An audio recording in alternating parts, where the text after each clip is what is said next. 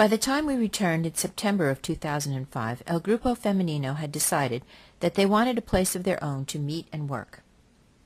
There was a piece of property that you see here of about 1.5 acres that had been donated to the women by a benefactor, and they had decided that they were going to have their meeting place on this property.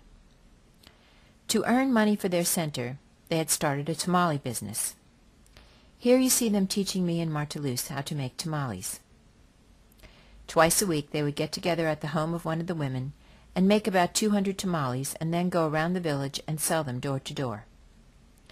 When they were finished steam cooking them in a big kettle over a wood fire, they piled them into big pails which they carry on their heads around the village, a task that our necks were not quite up to.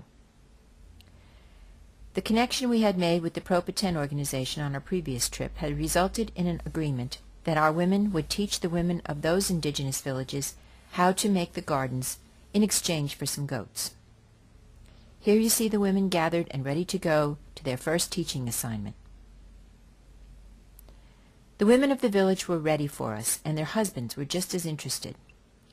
We were delighted to see how well the women of El Remate had absorbed the gardening technique and how well they were able to pass it on. Most of the people in these villages, including all of the women, only spoke the native language called Quiche. But with the help of an interpreter, they were able to learn all they needed to know about making the gardens, and it's been reported that they're doing an excellent job of keeping them up. Several days after we put the gardens in the villages of Corozal and Hobampiche, the first goats were delivered to El Remate.